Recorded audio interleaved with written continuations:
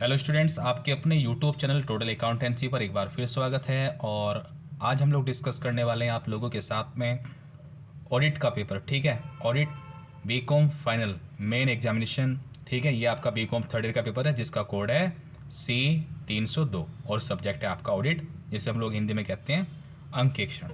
तो इस वीडियो के अंदर हम लोग कोशिश करेंगे 100 क्वेश्चन को सोल्व करने की। प्रयास तो यही रहेगा कि 100 क्वेश्चन को एक ही वीडियो के अंदर सोल्व किया जा सके। देखिए, सबसे पहले क्या है कि कंपनी सौदे जो पूर्वाधिकार अंश हैं अधिकतम कितनी अवधि के लिए इशू कर सकती है। तो 20 सालों से ज़्यादा के लिए कोई भी कंपनी अपने जो रिडीमेबल प्रेफरेंस शेयर है इशू नहीं कर सकती। उसके बाद मैक्सिमम नंबर कितने होने चाहिए प्राइवेट कंपनी में 200, और अगर पब्लिक में पूछता तो अनलिमिटेड। कोई कंपनी रिडक्शन करना चाहती है अपनी शेयर कैपिटल के अंदर तो किससे परमिशन लेनी पड़ेगी। तो इसकी जो परमिशन है वो आपको, जहाँ तक मुझे थोड़ा सा डाउट है इस क्वेश्चन के अंदर, लेकिन जहाँ तक मुझे लगता है नेशनल कंपनी लॉ ट्रिब्यूनल से परमिशन लेनी पड़ेगी। ये थोड़ा सा मेरे लिए डाउटफुल है। उसके बाद क्वेश्चन नंबर 4 में देखिए, what is the maximum limit of managerial remuneration according to section 197। तो जो मैक्सिमम रेट है वो आपकी 11% है। उसके बाद मिनिमम सब्सक्रिप्शन कितना होना चाहिए, तो वो 5% होना चाहिए। ये क्वेश्चन आपका कॉर्पोरेट में भी आया था, आपको वहाँ पे भी बताया था जब कॉर्पोरेट में हम लोगों ने क्वेश्चन सोल्व किए थे। एक पब्लिक कंपनी में एटलीस्ट कितने डायरेक्टर होने चाहिए। अगर 1% कंपनी है, OPC जिसे कहते हैं 1% कंपनी, उसमें 1 डायरेक्टर, प्राइवेट में 2 डायरेक्टर, और पब्लिक कंपनी में कम से कम 3 डायरेक्टर होने चाहिए। क्वेश्चन नंबर 7, निजी कंपनी में कम से कम कितने संचालक होने चाहिए, 2। उसके बाद क्वेश्चन नंबर 8, प्रबंध संचालन कितने समय के लिए नियुक्त किया जा सकता है। तो मैक्सिमम 5 सालों के लिए एक मैनेजिंग डायरेक्टर को कंपनी अपॉइंट कर सकती है। उसके बाद है for what maximum period auditor can be appointed. तो एक ऑडिटर को लगातार 5 वर्षों के लिए अपॉइंट किया जा सकता है। जो ये 5 साल है, इस 5 साल की अवधि को हम लोग एक अवधि कहते हैं या फिर 1 टेनर कहते हैं। ठीक है, चैनल को सब्सक्राइब कर दीजिएगा और ज़्यादा से ज़्यादा जो आपका फ्रेंड ग्रुप है, ठीक है, आपने जो ग्रुप होंगे आपके, उनमें भी शेयर कीजिएगा ताकि ज़्यादा से ज़्यादा बच्चों को बेनिफिट मिल सके।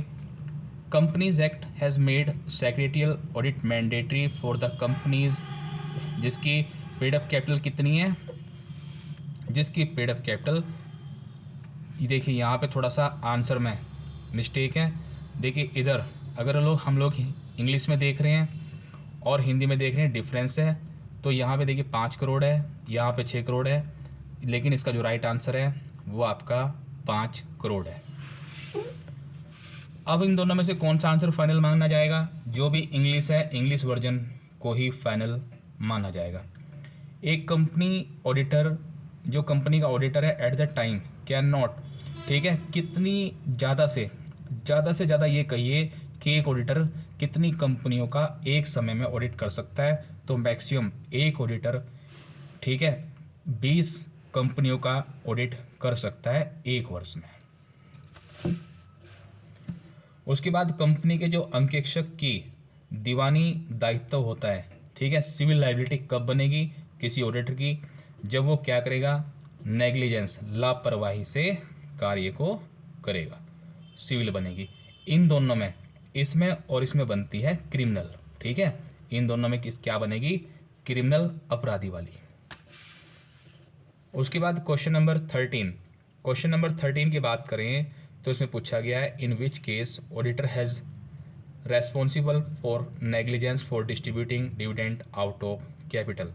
तो इसमें भी आप लोग मुझे देख के बताइएगा कि इसका जो राइट आंसर है वो क्या है, लेकिन मुझे ऑयल स्टोरेज तो नहीं लगता।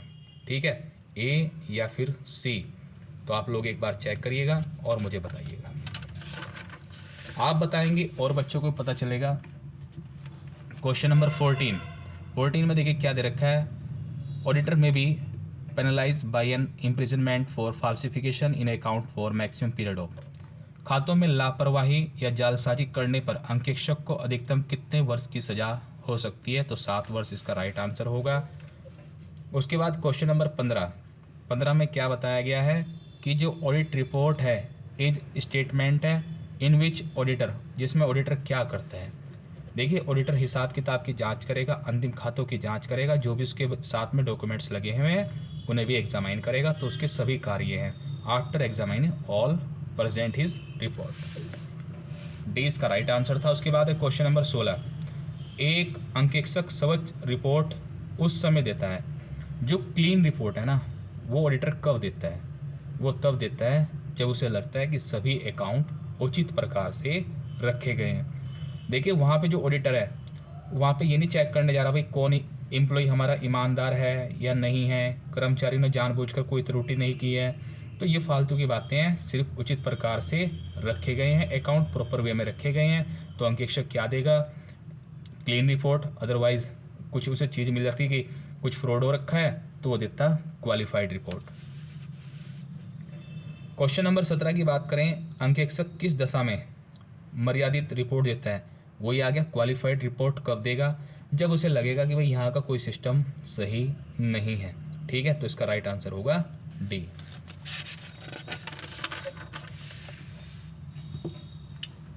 उसके बाद देखिए, जो ये अपना माकारो है जो कि 1988 से एप्लीकेबल है, तो ये कौन सी कंपनी पे लगता है? वैसे तो ये मैन्युफैक्चरिंग एंड अदर कंपनी पे लगता है, लेकिन यहाँ पे ना इस पे लगेगा, ना इस पे लगेगा, ना इस पे लगेगा, ये लगेगा ट्रेडिंग कंपनीज के ऊपर। इन्वेस्टिगेशन कराया जाता है। देखो, इन्वेस्टिगेशन जो कराया जाता है कोई जर्नल ऑब्जेक्टिव के लिए नहीं किया जाता। ठीक है, तो ना तो इसका ये आंसर है और ना ही ये है। जब भी हम इन्वेस्टिगेशन कराएंगे तो ये एक इंक्वायरी है of the financial activities of A company for specific purpose के लिए, तो इसका राइट आंसर होगा ए।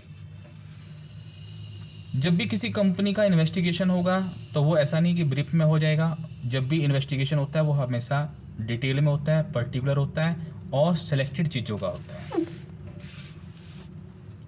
उसके बाद है question number 21, when cost audit is started in India. ठीक है, इंडिया में ऑडिट को कब से स्टार्ट किया गया? तो ऑडिट को स्टार्ट किया गया 1965 से। उसके बाद क्वेश्चन नंबर 22 में पूछा गया है कि जो लागत अंकेक्षक से रिपोर्ट प्राप्त करने के अंदर सभी मर्यादाओं के संबंध में केंद्र सरकार को स्पष्टीकरण भेजना आवश्यक होता है कितने दिन के अंदर? ठीक है, तो यह है आपका 30 दिन के अंदर, और फॉर्म नंबर आपका CRA4 में रिपोर्ट जाएगी। उसके बाद देखिए क्वेश्चन नंबर 23। अब जो 23 है, इन्होंने पूछा कि सेक्शन जो कॉस्ट ऑडिट है under section 148, cost the audit under section is also mandatory. Audit under section ये बताना है कि इसमें कौन सा सेक्शन है।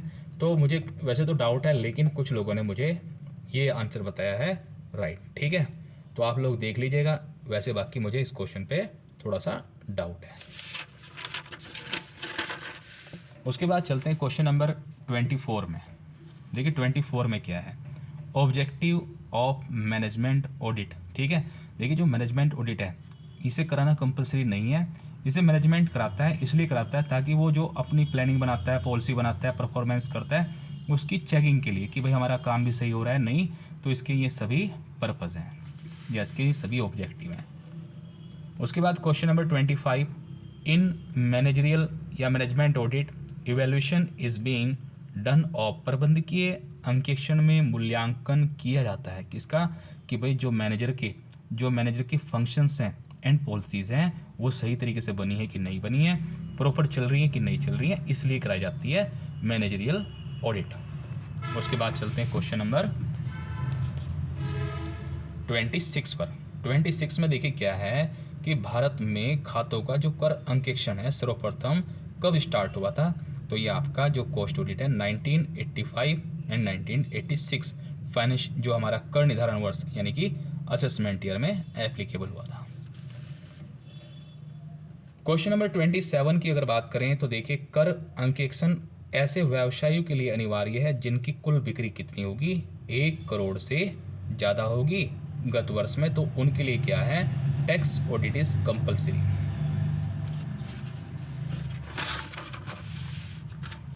उसके बाद है 28, क्वेश्चन नंबर 28 में क्या है, स्पेसिफिक डेट बतानी है अंडर टैक्स ऑडिट, ठीक है, वो कितनी है, 30 सितंबर। कर अंकेक्षण 30 सितंबर तक सभी लोगों को करा लेना चाहिए।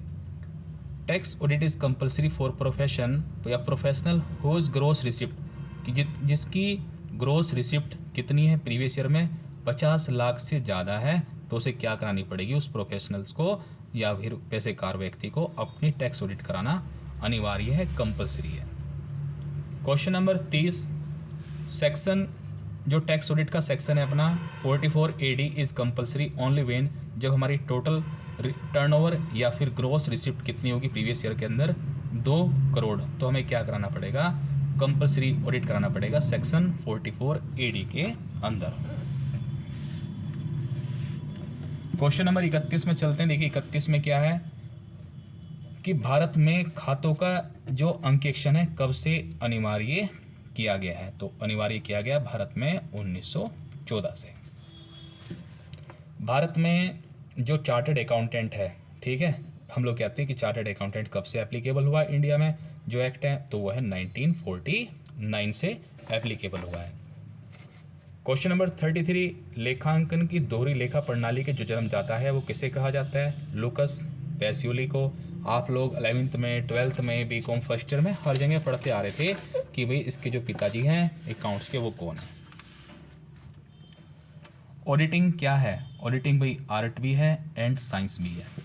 उसके बाद जो फंक्शंस हैं ऑडिटर के वो क्या हैं, देखिए उसके सभी पर्पज़ हैं, लेकिन ये जो है arithmetical accuracy, true and fair, वो हमारा प्राथमिक प्राइमरी है, बाकी सेकेंडरी है, लेकिन ये सभी हमारे फंक्शन है ऑडिटर के। उसके बाद टेक्निकल नॉलेज ऑफ ऑडिटर, देखिए जो अंकेक्षण का जो तकनीक है क्या वो जन्मजात है, नहीं, क्या वो मौलिक है, नहीं, ये हम लोग क्या करते हैं, अपना जो बच्चा सीए बनेगा वो टेक्निकल नॉलेज आएगी उसे ऑडिट करने की, तो वो क्या करता है, एक्वायर करता है, ना कि वो कि भाई पैदा हुआ और वो ऑडिटर बन जाएगा। भारतीय चार्टर्ड अकाउंटेंट संस्थान द्वारा जारी मानकों की संख्या, number of standard issue by institute of chartered accountant of India, कितने हैं, 35, इसका राइट आंसर है। उसके बाद जो ऑडिटिंग प्रैक्टिस कमेटी है वो कब गठन हुआ, ठीक है, कब सेटअप हुई है, 17 सितंबर 1982 में। उसके बाद हेड ऑफिस कहाँ है आईसीएआई का, जो बच्चे सीए कर रहे हैं या सीए करने की सोच रहे हैं उन सभी को पता है कि आईसीएआई का ऑफिस कहाँ पे है, दिल्ली में। और आईसीडब्ल्यूए का जो हेड ऑफिस है अपना कॉस्ट अकाउंटेंट वालों का वो है मुंबई में, वो सॉरी कोलकाता में, लेकिन अपना आईसीआई कहाँ है, दिल्ली में। जो बच्चे फेलो मेंबर होते हैं of ICAI can write their name, मतलब जो बच्चे सीए कर लेंगे उसके बाद उसके मेंबर बनेंगे तो वो अपने नाम के सामने कौन सा वर्ड लगाएंगे, FCA, यानी कि fellow member of chartered accountant, ठीक है जी। उसके बाद क्वेश्चन नंबर 41 में क्या है कि कंपनी का, ठीक है, कंपनी का टेलीफोन है और वो हम अपने घर पे यूज़ कर रहे हैं, तो हम लोग गवर्न कर रहे हैं किसका, सुविधा का, एम्बेजलमेंट ऑफ फैसिलिटी। देखिए क्वेश्चन नंबर 42 के अंदर क्या है कि रिसीव हुए हैं 750 from Atharv but credit to his account 7500, भाई 750 रुपये मिले किसी से और 7500 रुपये उसके अकाउंट में क्रेडिट कर दिए हमने, तो ये कौन सी एरर है, क्लर्क या फिर क्लर्कल एरर। देखिए प्रिंसिपल एरर कौन सी होती है, जैसे मैंने फर्नीचर परचेज़ किया, ठीक है, फर्नीचर परचेज़ किया तो मुझे लिखना चाहिए था फर्नीचर अकाउंट डेबिट, ठीक है, और मैंने गलती से क्या लिख दिया, परचेज अकाउंट डेबिट, तो ये तो है प्रिंसिपल एरर। कंपनसेटिंग एरर क्या होती है, जब एक गलती, किसी के अकाउंट में 100 रुपये लिखने थे लेकिन गलती से 10 रुपये लिख दिए, किसी के अकाउंट में 10 लिखने थे गलती से 100 रुपये लिख दिए, तो जब एक गलती दूसरी गलती को पूरा कर दे उसे कहते हैं कंपनसेटिंग एरर। लेकिन ये जो एरर है ये हमारी क्लर्क लेवल की एरर है। उसके बाद है क्वेश्चन नंबर 43, 43 में क्या पूछा कि purchase a plant of ₹25,000 but debit to purchase account. देखिए जब हम लोग प्लांट मशीनरी कोई भी असेट्स परचेज करते हैं तो हमेशा जो डेबिट होगा अकाउंट वही होगा जो हम लोगों ने परचेज किया है, प्लांट मशीनरी फर्नीचर। लेकिन यहाँ पे गलती से इन्होंने परचेज अकाउंट को डेबिट कर दिया। अगर इस तरह की कोई भी एरर होगी तो उसे हम लोग क्या कहेंगे, सैद्धांतिक अशुद्धि या error of principle. Question number 44। देखिए जो क्वेश्चन नंबर अपना 44 है, जैसे यहाँ पे दिया है कि अथर्व का अकाउंट था, उसे अथर्व का खाता 700 रुपये से अधिक नाम किया गया, जबकि अचिर का खाता 700 रुपये से कम क्या किया गया, नाम किया गया। यानी कि अथर्व के अकाउंट को हमने ज़्यादा डेबिट किया है और जो अचर है उसका अकाउंट हमने कम डेबिट किया है। यानी कि एक गलती जब दूसरी गलती को पूरा कर दे तो उसे कहेंगे compensating error. Prevention of fraud is, छल कपट की रोक अंकेक्षण का कौन सा कार्य है। देखिए अगर मैं प्रथम या फिर मुख्य कार्य की बात करूं तो जो ऑडिटर है उसका मुख्य कार्य है ट्रू एंड फेयर को देखना, ठीक है, और जो बाकी फ्रॉड वगैरह एरर वगैरह को देखना उसका सहायक या फिर सेकेंडरी कार्य है।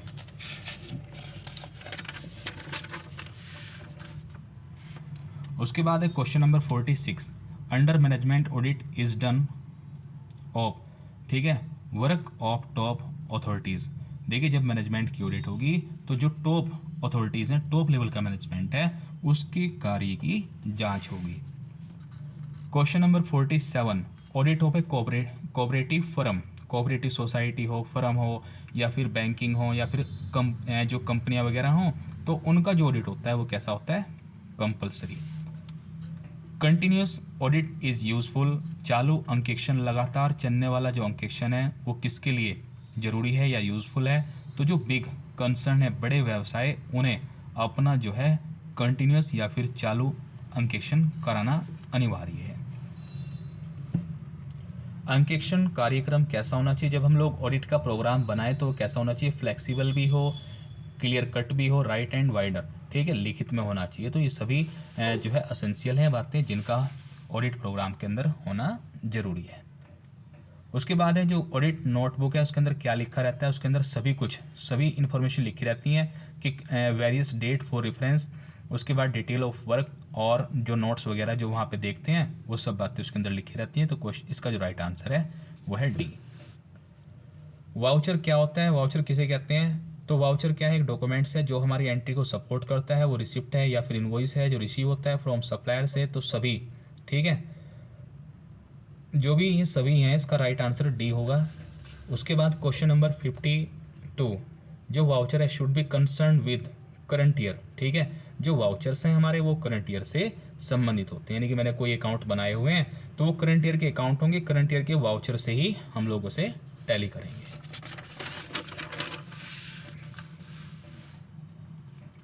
उसके बाद है question number 53। Which of the following is correct. इसमें अंदर बताना है कि कौन सा करेक्ट है, तो vouching is the backbone of auditing is correct है।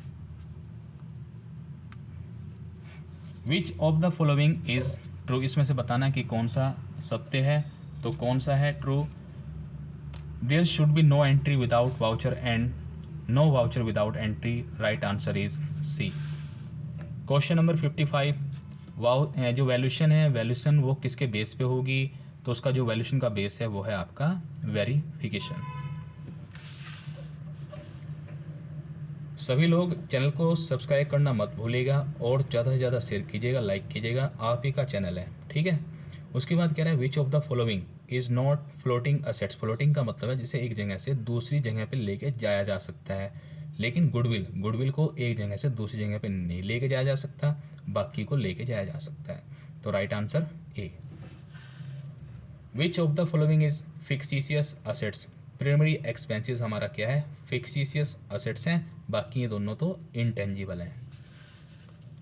उसके बाद है क्वेश्चन नंबर 58 में क्या है कि vouching means testing the truth of the item appearing in the books of original entry, this definition is given by Batliboi, ठीक है, राइट आंसर इज बी, ठीक है, ये इसका राइट आंसर है।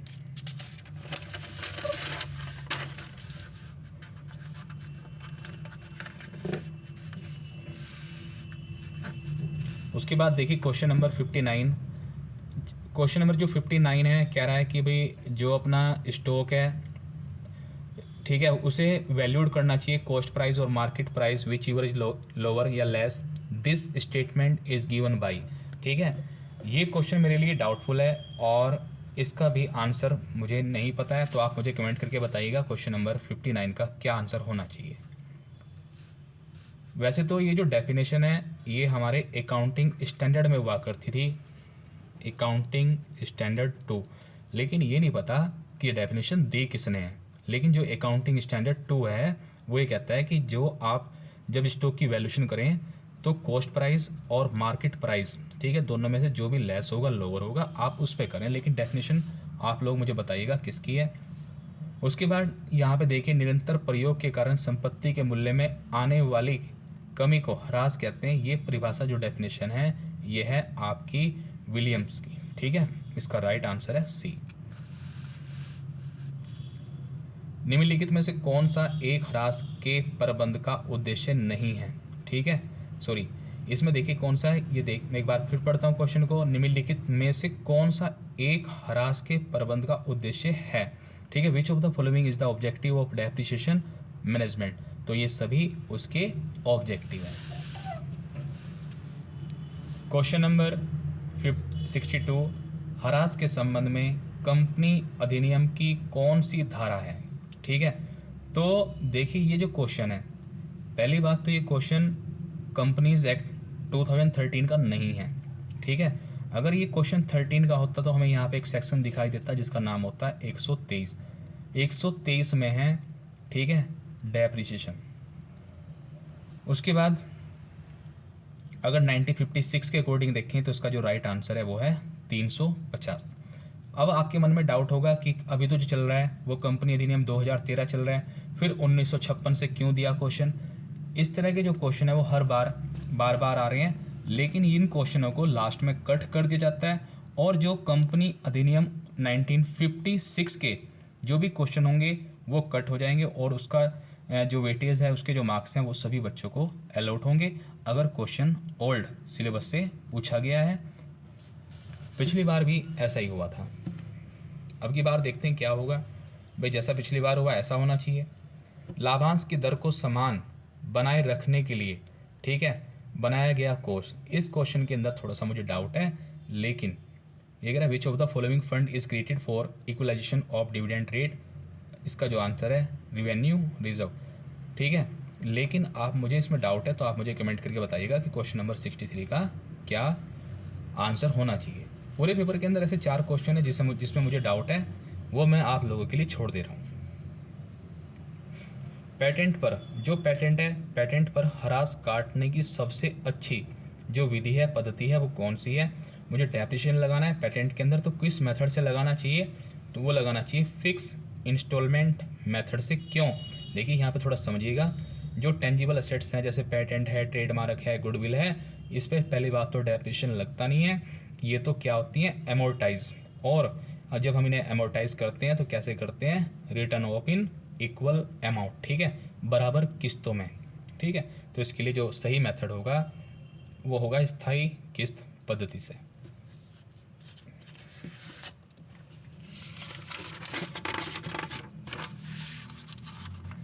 उसके बाद है क्वेश्चन नंबर 65।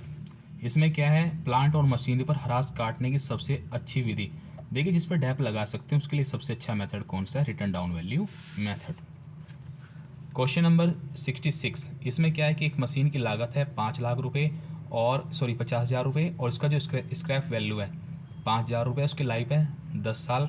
तो डैप लगाना है तो बड़ा आसान सा क्वेश्चन है। आप लोग जितनी कॉस्ट है उसमें से स्क्रैप वैल्यू माइनस करेंगे और जो भी लाइफ है उसकी 10 ईयर उससे डिवाइड करेंगे तो आपका आंसर आएगा 4500। Question number 67, capital profit can be utilise. देखिए जो कैपिटल प्रॉफिट है उसे हम लोग जो है किसके लिए यूज़ कर सकते हैं, तो बोनस अंशों के लिए, प्रारंभिक। देखिए वैसे तो इसका जो राइट आंसर है, देखो ए और बी दोनों हैं, तो इसका राइट आंसर होना चाहिए डी। ठीक है, A and B. Question number 68, under which section of the companies act company auditor is appointed. ठीक है, तो ये जो क्वेश्चन है जो आप देख रहे हैं कंपनी अधिनियम, देखो अगर हम लोग बात करें कंपनी अधिनियम 2013 की, तो 2013 का यहाँ पे कोई भी सेक्शन नहीं है। अगर हम लोग बात करें कंपनीज एक्ट 1956 की, 1956 की, तो उसका सेक्शन दिया हुआ है जो कि सही है आपका 224। उसके बाद देखिए यहाँ पे क्या दे रखा है, कंपनी द्वारा अंकेक्षक को उसकी नियुक्ति की सूचना कितने दिन के अंदर दे देनी चाहिए। तो उसकी जो नियुक्ति की सूचना है वो 15 दिन के अंदर ऑडिटर को दे देनी चाहिए कि भैया आपका अपॉइंटमेंट हो गया है, आ जाइए। उसके बाद auditor shall inform the registrar of the company writing about his acceptance of audit with in. देखिए जो ऑडिटर को जब जैसे पता चला कि हाँ भाई तुम्हारा यहाँ पे अपॉइंटमेंट हो गया है, तो उसे भी बताना पड़ता है। वो किसे बताएगा, रजिस्ट्रार को। तो उसे कितने दिन के अंदर बताना है कि मैंने एक्सेप्ट कर लिया या रिफ्यूज़ कर दिया, जो भी कुछ किया है। उसके पास टाइम है 30 दिन का, ठीक है। उसे 30 दिन के अंदर बताना पड़ेगा अपने एक्सेप्टेंस के बारे में। उसके बाद चलते हैं क्वेश्चन नंबर 71 पर। देखिए under which section of the companies act remuneration of the auditor has been discuss. तो ये अपना जो है ये जो बिल्कुल सेक्शन सही है 142, और ये है अपना कंपनी अधिनियम 2013 के अकॉर्डिंग। उसके by whom the special audit of a companies get done. Company का विशेष अंकेक्षण कौन कराता है, तो कौन कराता है, सेंट्रल गवर्नमेंट। उसके बाद पूछ रहा है देखो, under which section the act special audit of A company is done. तो इसका भी मुझे डाउट है, ठीक है। इस तरह का मुझे कुछ लग नहीं रहा। आप लोग कमेंट करके बताइएगा कि 73 का क्या आंसर होना चाहिए। उसके बाद है 74, जानबूझकर कपटपूर्वक अगर हम लोग कोई भी रिपोर्ट देते हैं तो हमारी जो लाइबिलिटी है वो कौन सी बनेगी। जैसे हम ऑडिटर हैं और जानबूझकर गलत रिपोर्ट दे रहे हैं, तो हमारी जो लाइबिलिटी बनेगी वो बनेगी क्रिमिनल लाइबिलिटी। 75, अंकेक्षक द्वारा प्रमाणकों को नष्ट करना, ठीक है। उठा के जो वाउचर्स थे वही ख़त्म कर दिए हैं, तो ये भी कौन सी लाइबिलिटी बनेगी, क्रिमिनल। भाई जानबूझ के लापरवाही से गलत कार्य नहीं करना है। अगर हम लोग कोई भी चेंजेस करना चाहते हैं अपने मेमोरेंडम ऑफ एसोसिएशन के अंदर, तो किसकी अप्रूवल लेनी पड़ेगी, तो हमें लेनी पड़ेगी सेंट्रल गवर्नमेंट की अप्रूवल। अगर हम लोग अपने मेमोरेंडम ऑफ एसोसिएशन के अंदर कोई भी चेंज या फिर परिवर्तन करना चाहते हैं। उसके बाद देखिए जो टेबल ऐप है, टेबल ऐप किसका सब्सिट्यूट्स है। देखिए मैंने यहाँ पे कुछ लिखा हुआ है आप लोगों के लिए। जो मेमोरेंडम ऑफ एसोसिएशन है उसमें टेबल लगती हैं ABCDE, 5 टेबल लगती हैं। और जो आर्टिकल ऑफ एसोसिएशन है इसमें टेबल लगती हैं FGHIJ, ठीक है, 5 यहाँ पे लगती हैं। तो टेबल F इज सब्सिट्यूट्स है आर्टिकल ऑफ एसोसिएशन का, ठीक है। AOA कहते हैं हम लोग इसे शॉर्ट में। उसके बाद है 78 question number, section 52 of the companies act 2013, वो किससे संबंधित है, वो है issue of share at premium. जो ऑडिटर है गवर्नमेंट कंपनी का, उसे कौन अपॉइंट करता है, तो उसे CAG जिस हम लोग कहते हैं, controller and auditor general of India, section 148 के अकॉर्डिंग इसका अपॉइंटमेंट करता है। और CAG को अपॉइंट करता है राष्ट्रपति, और राष्ट्रपति ने जैसे इसे अपॉइंट किया ये अपॉइंट करेगा ऑडिटर को।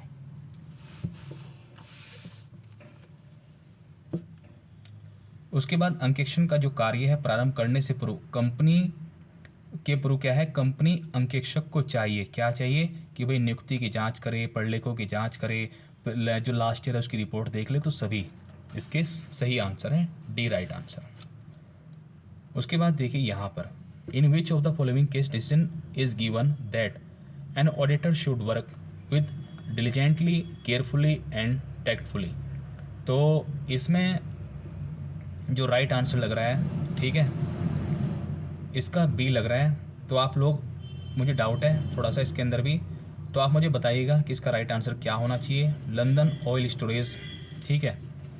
उसके बाद है खातों की जालसाजी करने पर अंकेक्षक को अधिकतम सजा हो सकती है कितने साल की, ठीक है। इसका राइट आंसर है 7 वर्ष की। अगर ऑडिटर सही तरीके से काम नहीं करता, जालसाजी करता है, फ्रॉड करता है कंपनी के अंदर ऑडिटिंग के टाइम, तो उसे 7 साल की सज़ा हो सकती है।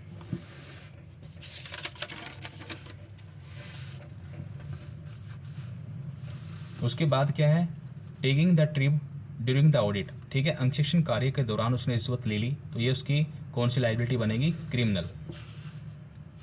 Disclosure of secret information bye auditor, देखिए ऑडिटर को कुछ गुप्त सूचना पता थी लेकिन उसने जाके किसी को बाहर बता दिया तो ये इसकी कौन सी लाइबिलिटी बनेगी, क्रिमिनल। उसके बाद जो इंडियन पेनल कोड है IPC provide for punishment to auditor for false certificate, देखिए उसने क्या करा है कि कोई जानबूझकर झूठा प्रमाण पत्र दे दिया किसी को तो उस पर क्या लगेगी, पेनल्टी लगेगी। तो कौन से सेक्शन के अंडर में लगेगी, तो वह है सेक्शन 197। तो इसका राइट आंसर होगा सी। 86 में क्या है, डिविजिबल प्रॉफिट मीन्स, ठीक है, डिविजिबल प्रॉफिट मीन्स क्या है, profit after making arrangement for depreciation and reserve. उसके बाद है question number 87, according to which section of the company dividend can be distributed after making provision for depreciation, किस धारा के अनुसार ह्रास का आयोजन के पश्चात ही लाभांश वितरित किया जा सकता है। तो उसका राइट आंसर होगा 205 सब सेक्शन 2, ठीक है, ये है कंपनीज एक्ट 1956 के अकॉर्डिंग, ना कि 2013 के अकॉर्डिंग। 2013 का इसमें कोई सेक्शन नहीं है। उसके बाद है question number 88, maximum amount that can be transfer to reserve after making provision for depreciation, देखिए इसका जो राइट आंसर है वो 10% हो सकता है, बी, जो मैक्सिमम अमाउंट है जो हम ट्रांसफ़र करते हैं रिजर्व में और डेप्रिसिएशन के बाद, तो ये हमारी मैक्सिमम लिमिट है, इससे ज़्यादा तो जो है रिजर्व में हम लोग ट्रांसफ़र भी नहीं कर सकते। उसके बाद चलते हैं क्वेश्चन नंबर 89, ये कह रहा है कि जो डिविडेंड है, डिविडेंड कैन नेवर बी पे out of which of the following, तो इसका जो राइट आंसर है, इसका राइट आंसर कैपिटल प्रॉफिट होना चाहिए। उसके बाद पूछ रहा है कि how many days dividend must be पे आफ्टर इट्स डिक्लेरेशन, जैसे डिक्लेयर कर दो तो भाई उसे पे भी कर दो, कितने दिन के अंदर, 30 दिन के अंदर। उसके बाद पूछ रहा है लाभांश का भुगतान निर्धारित अवधि के अंदर न होने पर जो अधिकारी है उन्हें कितने टाइम की सज़ा हो सकती है। तो इसका जो राइट आंसर है वो आई थिंक बी होना चाहिए, 6 मंथ्स। उसके बाद है question number 92, interest is pay on unpaid amount of dividend, कितना है, 12%।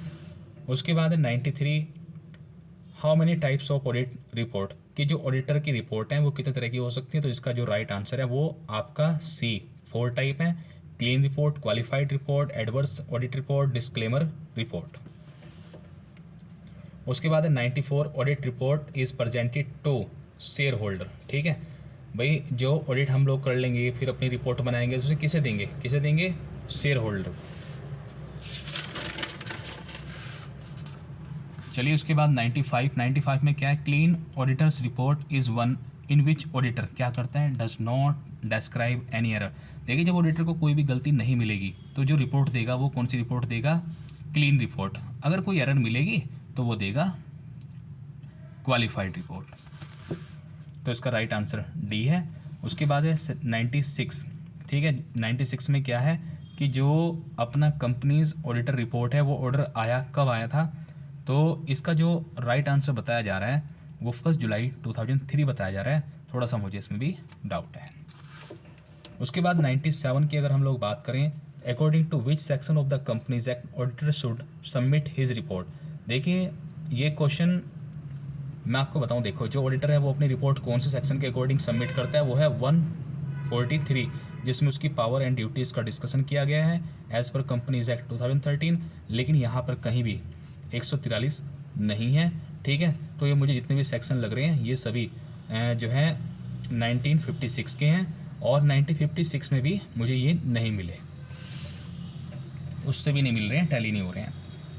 उसके बाद है 98, विच of the following is created for unknown liability, ऐसी लाइबिलिटी जिसका हमें कुछ भी पता नहीं है। देखिए अगर पता हो तो प्रोविजन बनेगा और नहीं पता हो लाइबिलिटी का कि कौन सी लाइबिलिटी हो सकती है तो उसके लिए बनेगा रिजर्व। उसके बाद हम लोग बात करेंगे क्वेश्चन नंबर 99 की। 99 में क्या है कि निम्नलिखित में से कौन सी गुप्त संचय निर्माण की विधि है। तो निर्माण की जो विधि है, लाइबिलिटी को कम दिखाना, लाइबिलिटी को ज़्यादा दिखाना, संपत्ति को कम दिखाना, और जो कैपिटल एक्सपेंडिचर है उसे रिवेन्यू एक्सपेंडिचर ट्रीट कर देना। तो इसका जो आंसर होगा वो होगा डी, और यह है इस वीडियो का सबसे लास्ट क्वेश्चन। और आप मुझे ज़रूर कमेंट करके बताइएगा कि आपको वीडियो कैसी लगी और ज़्यादा से ज़्यादा शेयर कीजिएगा। तो लास्ट का जो क्वेश्चन है, which company can make secret reserve. तो कोई भी कंपनी है भाई सेक्रेट रिजर्व बना सकती है, उसमें कोई इस तरह की बात नहीं है। लेकिन ये इस तरह का सेक्रेट रिजर्व बनाना या फिर गुप्त संचय बनाना लीगल नहीं है, लेकिन इससे कंपनी की जो स्थिति है वो मजबूत होती है। तो आज की वीडियो में इतना ही, फिर मिलेंगे नेक्स्ट वीडियो में। ठीक guys, thanks for watching, like and subscribe जरूर कीजिएगा। Okay guys.